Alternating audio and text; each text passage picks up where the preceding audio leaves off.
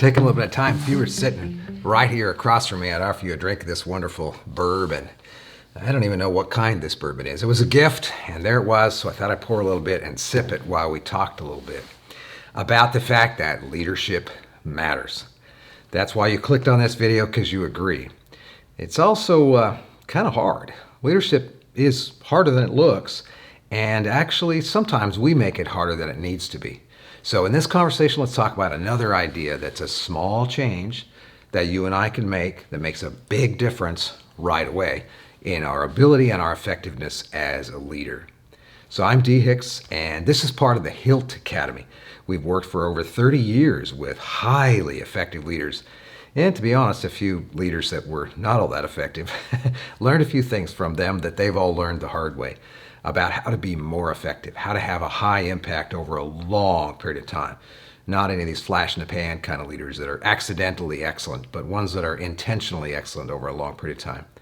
So I want to share one of the ideas with you today about how much control you and I have actually got in any given situation. Have you ever been called a control freak? Because I sure have. And when I've been called a control freak, it's because I want things a certain way.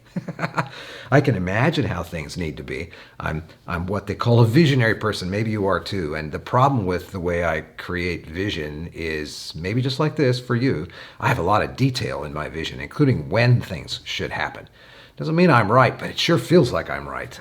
So I tend to want to step into situations and make sure they go the way I planned, or the way the vision came about how some enterprise we've got ought to be, or some project ought to happen.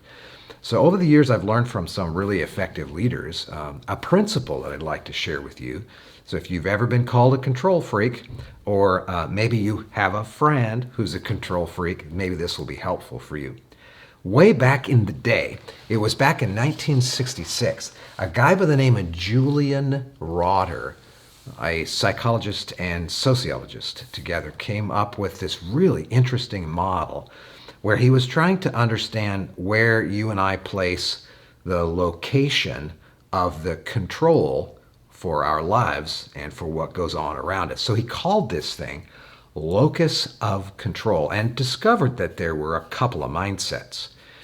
One of these mindsets, these ways of thinking, these lenses through which we look at ourselves and all of the life called mindsets, was what he called an external locus of control. The other one, by contrast, is what he called an internal locus of control.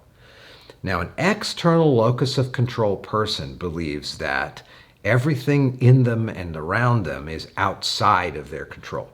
They find themselves fairly frustrated most of the time. And if you were to ask this kind of person at the end of a day, maybe you live with one of these kind of people or work with one of these types of people, or maybe you are one of these kind of people. When you get to the end of the day and someone says, "Hey, how was your day?" If you respond by saying, "It was a great day," they ask you, "Why?" And you say, "Well," and you list off a whole bunch of things that are external to you. The weather was good. Nothing you can do about the weather. Sunshine was wonderful, warm. People were nice to you. I found a parking spot. There wasn't a lot of traffic.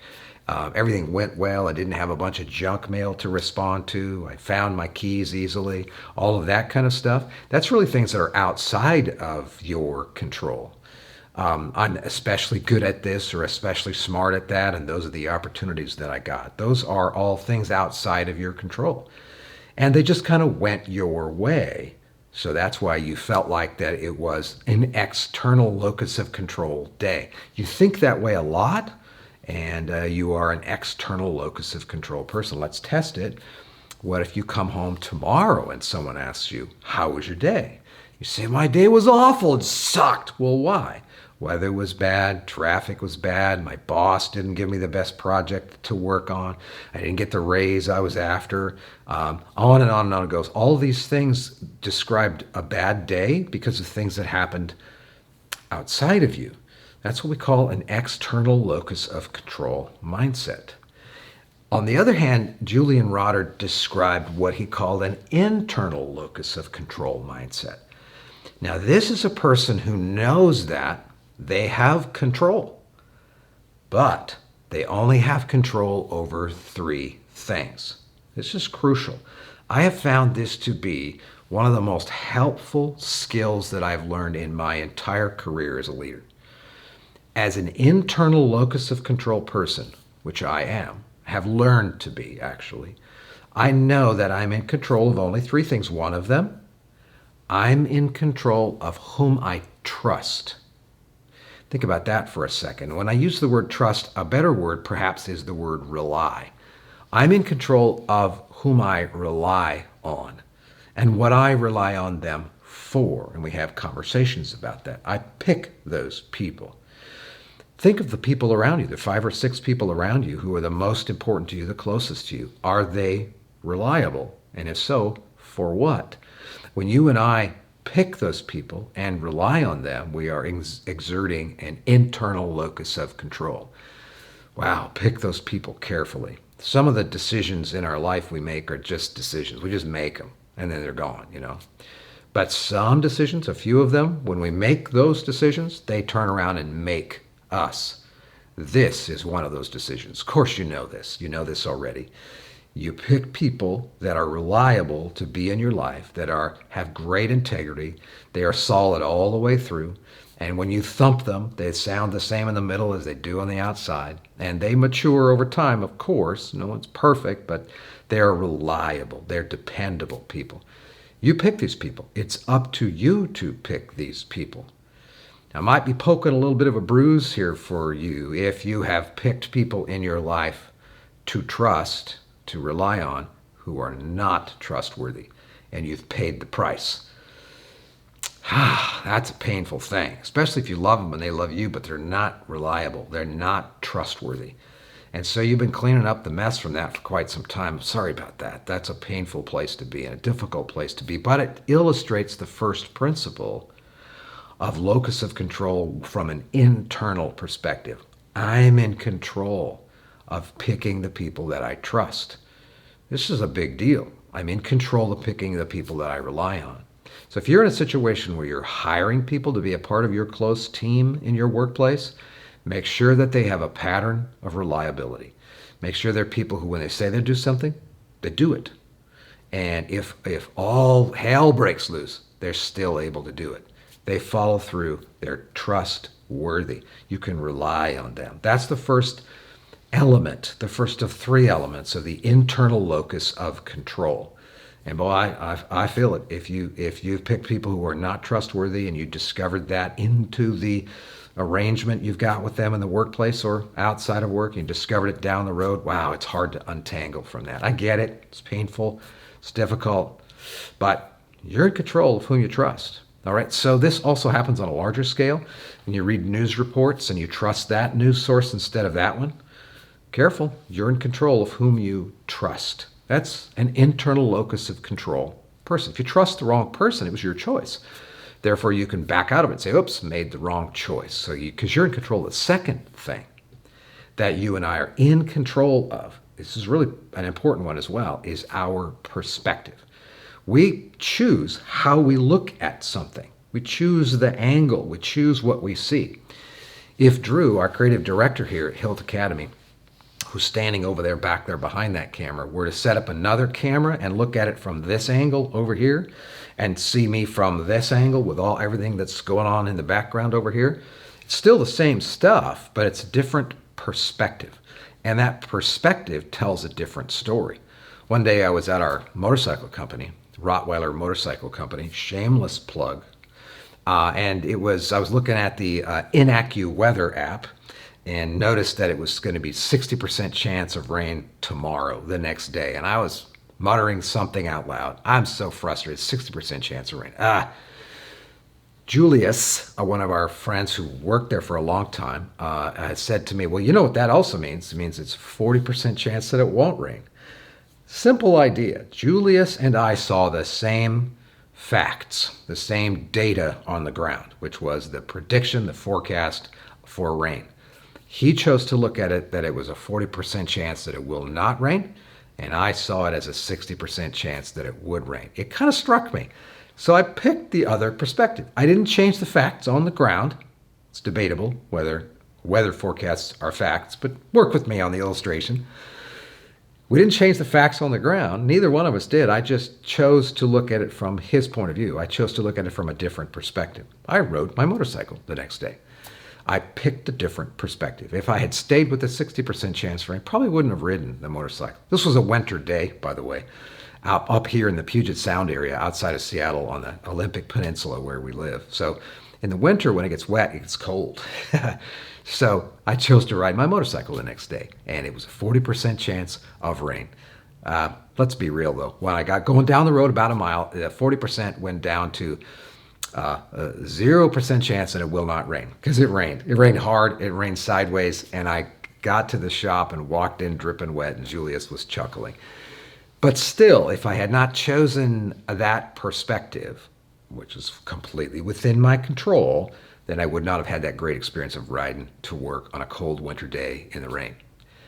So what perspective are you choosing? Now, a little sidebar here. It's easier for us neurologically to choose a negative perspective than a positive perspective. More precisely, it's easier for us to see the threats in a situation than it is to see the potential rewards in a situation. We're wired this way.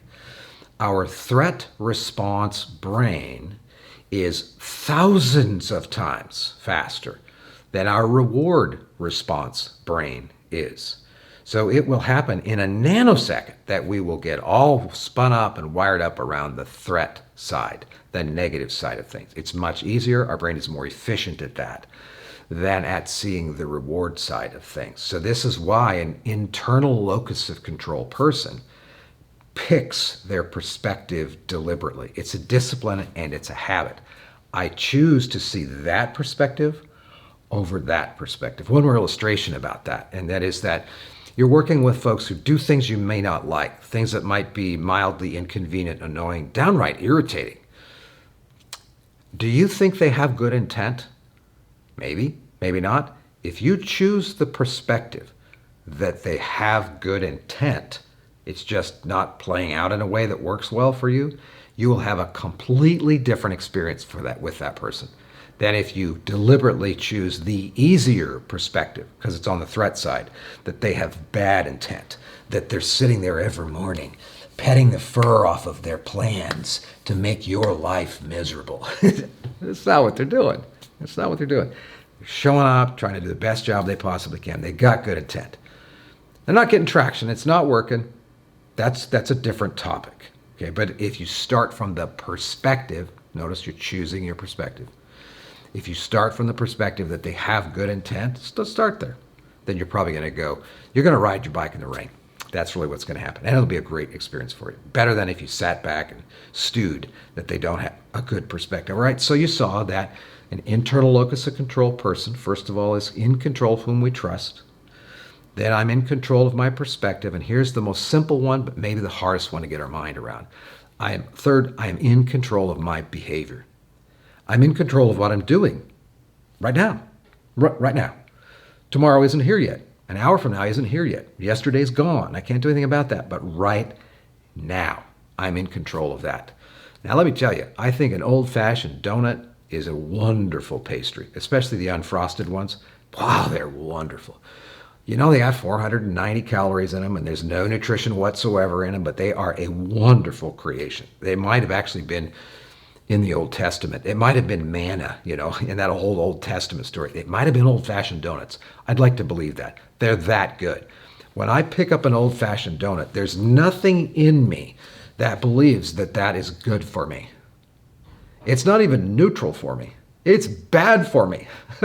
When I pick it up, I choose to pick it up. I'm in control of that behavior. I'm in control of that first delicious, mouth-watering bite. And the second bite, and the second donut, and I've been known to have 3 donuts. To be frank, I've been known to have 4 donuts, not in a week, in a morning. But I can't blame that on something else. I can't blame that on my parents for how I raised me. I can't blame it on Franz's Donuts for making them so good. I can't blame them on Donnie for bringing them in and putting them out in front of me and opening them up. No, I am in charge of my behavior. Now, I get it, that some behaviors are really difficult. It's not difficult for me to have a bourbon and not get buzzed or drunk. That's not difficult for me because I'm not an alcoholic. If someone struggles with that, it would be really difficult for them. I understand that. It's not difficult for me really to say no to an old-fashioned donut. But somebody who's really depressed, and that's what they had when they were a kid to keep them from being depressed, might be really hard for them to not have that old-fashioned donut. It's not difficult for me to stop gossiping. But for someone else, it might be really hard to control that behavior. I get it. And there's some things that are hard for me that would be easy for you. That doesn't take away the point that you and I are responsible and we have control over our behavior right now. Whether it's hard to do or easy to do doesn't take away the point. So an internal locus of control person is real. I realize that I am in control of whom I trust, how I look at things, that's my perspective, and my behavior right now. Knowing that sets me free to not feel like I have to be in control of anything else. You see, because if I practice control over those three things, I really don't have time and energy or even the will to try to control everything else around me. Think about this just a little bit as you're building your enterprise, as you're trying to build a team, as you're working within a team, as you're trying to have high impact and get something done that's really important. Remember, an internal locus of control person, which is what we aspire to be, is in control of some things and therefore completely responsible for those things. If you practice those three things that you're in control of, everything else will take care of itself. And you won't worry so much, and you won't feel at the end of the day like you are a well-practiced control freak with all the badges. So, hey, I hope this was helpful for you. And again, if you were sitting right across from me, I'd pour you a drink. We'd sit here and we'd chat about how that applies to your life. And I'd learn from you, and it'd be fun to hear from you in the comments. So since this is in a YouTube format, there's a place for you to comment. So if you got questions, you got ideas, you got thoughts, drop it in there. We'll read them all. And we'll have some fun with these as we build this content going forward. Hope it's helpful for you. If it was, hit that like button, hit that subscribe button, because then that means you're gonna be a part of the clan, part of the team, part of the group. Also, hit that notify bell, because when these come out one at a time, you'll be notified in your email. I'll let you know that we got some good stuff going on. I know, leadership is hard, but sometimes we make it harder than it needs to be. This is a small change that makes a big difference right away. Hey, have a great day. Here's to you.